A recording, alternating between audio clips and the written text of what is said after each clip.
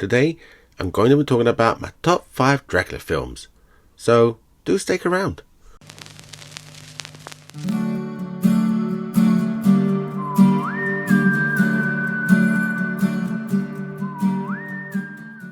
Greetings and welcome back. I'm your host, JJP.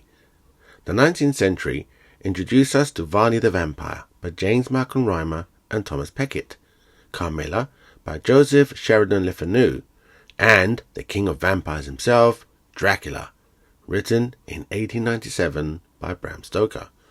I have been a big Dracula fan since childhood, so it really pleases me that Dracula has not only seen success in the movies, but also in comics and graphic novels too, where he's gone up against Batman, the X-Men, and even Zorro. In video games like Castlevania, which of course led to a Netflix series. And on TV, he was even terrorized by the Animaniacs in an episode titled Dracula Draculae, where Dracula was voiced by none other than Homer Simpson himself, Dan Castellaneta. And who can forget the Count Von Count from Sesame Street? So, let's make him proud by counting down my list of Dracula films. But first, it's trivia time. Which famous vampire slayer made their debut in the pages of Marvel's A Tomb of Dracula, which ran from April 1972 to August 1979? Stay tuned to the end to find out. And if you're new to this channel and like what you see, please like and subscribe. I know they're old films, but spoilers ahead, just in case you haven't gotten round to watching them yet. Starting at number 5, we have Taste the Blood of Dracula, directed by Peter Sasti and written by Anthony Hind. Music was composed by James Bernard, with cinematography by Arthur Grant. Released 7th of May 1970, the film starred Christopher Lee as Dracula, Gwen Watford as Martha Hargood, and Linda Hayden as Alice Hargood. This would be Christopher Lee's 4th Dracula film for Hammer, and originally was not going to feature Dracula at all, due to Christopher Lee being reluctant to reprise the role. So Ralph Bates was brought in to play the lead. The script was then rewritten to include Dracula once Lee was convinced to return, when he discovered that Warner 7 Arts had refused to back the movie without Lee reprising the role of Dracula. The film picks up exactly where the last one left off, giving us some nice continuity. After having been impaled and struggling for a while, Dracula perishes, disintegrating into a pile of red dust. This is all witnessed by Weller, played by Roy Kinnear, who takes Dracula's ring, cape, and scoops up some of the red dust. Then we meet 3 English gentlemen: William Hargood, played by Geoffrey Keane, Samuel Paxton, played by Peter Sallis, and Jonathan Seckers, played by John Carson, who like to spend their evenings attending houses of disrepute, where they get up to no good in order to combat the boredom of the mundane and uneventful lives.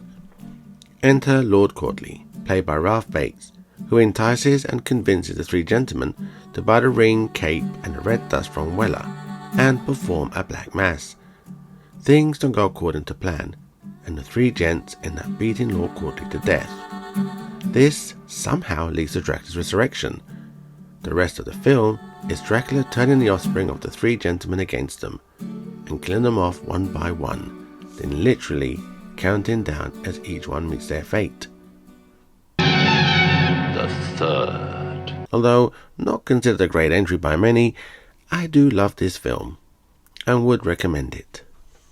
And at number 4, we have Son of Dracula, directed by Robert Siodmak, written by Eric Taylor and Kurt Siodmak, who also wrote the screenplays for The Wolfman and I Walked with a Zombie.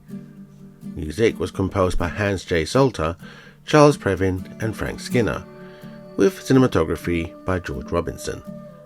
Released 5th of November 1943, the film starred Lon Chaney Jr. as Count Dracula, Robert Page as Frank Stanley, Louise Aldritton as Catherine Caldwell, and Evelyn Ankers, who also starred with Lon Chaney Jr. in The Wolfman 2 years earlier, as Claire Caldwell.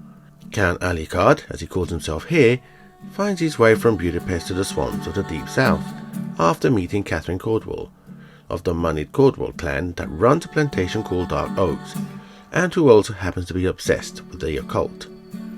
Catherine seems at first to be the victim of Count Dracula, but as the film progresses, you realise that she's playing everyone, and even the powerful and ancient Count can't escape her machinations. This is an interesting take on Dracula, and it actually works. I had my reservations for Lon Chaney Jr. playing the Count. Or is that his son? The film doesn't really clarify that, but he does give us a very solid performance as the Count, and I find this to be a fairly good entry in the Universal Monsters series of films. Definitely worth a watch, in my opinion. And at number 3, we have Dracula Untold, directed by Gary Shaw and written by Matt Sazama and Burke Sharpless. Music was composed by Ramin Djawadi, with cinematography by John Schwartzman. Released 3rd of October 2014, the film starred Luke Evans as Vlad, Dominic Cooper as Mehmed, Sarah Gadon as Mirena, and Charles Dance as the Master Vampire. Set during the Ottoman invasion and colonization of Eastern Europe, Vlad has managed to keep a peace treaty with Mehmet. Then, during a feast, Mehmet sends some of his men demanding that Vlad sends 1,000 young boys to become Janissaries, to be trained and fight in the front lines. At the request of his subjects, Vlad visits Mehmet in the hope to dissuade him, but instead ends up making matters worse, when Mehmet now not only wants 1,000 boys, but Vlad's only son too. In an act of desperation, Vlad visits Broken Tooth Mountain to make a deal with a man who took the alias Master Vampire after having been punished by a demon who he had made a deal with to live in darkness for eternity. The Master Vampire then makes his own deal with Vlad. Vlad must drink his blood and become a vampire. But this deal comes with a caveat. Vlad must resist drinking blood for 3 days. If he succeeds, he will become human again. However, if he fails, he is doomed to stay a vampire forever, and the Master Vampire is released from his imprisonment in the mountain. This was a very interesting take on Dracula's origin, and how he became a vampire. I also love the idea of a Master Vampire and his origin. I felt this was a very good entry into the monster universe, and it's such a shame that Universal got cold feet. I would have loved to have seen Luke Evans' Dracula further explored and expanded within that universe. Definitely one to watch, in my opinion. And at number 2, we have Bram Stoker's Dracula, directed by Francis Ford Coppola and written by James V. Hart, and based on a novel written by Bram Stoker. Music was composed by Wojciech Kilar, with cinematography by Michael Bollas. Released 29th January 1993, the film starred Gary Oldman as Dracula, Winona Ryder in a dual role as Mina Murray and Elisabetta, Anthony Hopkins as Professor Abraham Van Helsing, and Keanu Reeves as Jonathan Harker. I remember seeing the trailer for this at the cinema and loving it there and then. Sadly, due to traumatic events going on in my life at the time, I was unable to watch it on the big screen. It would be many years later when I would own it on DVD and finally get to watch it. And I loved it. The film begins with the Ottoman onslaught on Eastern Europe, and how an Ottoman deception leads Vlad's wife to commit suicide, which then plunges Vlad into darkness when he renounces God and is cursed to become a vampire. The film then fast forwards to the 19th century, where it follows the novel more closely. The cast, for most parts, do an incredible job. Gary Oldman gives us what is probably one of his best performances ever. Anthony Hopkins plays an over-the-top Professor Van Helsing, but it works, and I personally love his performance. Winona Ryder does a good job of portraying a modest and slightly dull Mina. Then we have Keanu Reeves, who I've always felt was miscast in his role. I do love Keanu, so it pains me to say that I felt his performance both detracts and distracts from the story when he's on screen. Not sure how true this rumor is, but apparently Coppola wanted Johnny Depp to play Jonathan Harker, but the studio pushed for Keanu.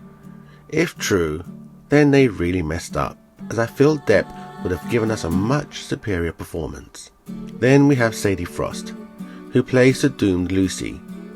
Seeing her transformed by Dracula from a vivacious woman filled with life to the undead creature that she becomes, doomed to feed on the blood of the living, until Professor Van Helsing releases her from Dracula's curse by staking her and removing her head. The film is beautifully shot, the colours are vibrant, and the costumes look gorgeous.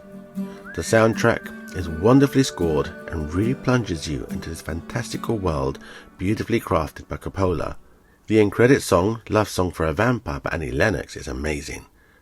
In conclusion, Bram Stoker's Dracula is a mixture of romance, horror and sensuality, all brought masterfully together by Coppola. It's a feast for the eyes and the senses, and I highly recommend it. And at my number one spot, we have the BBC adaptation of Count Dracula, starring Louis Jourdan.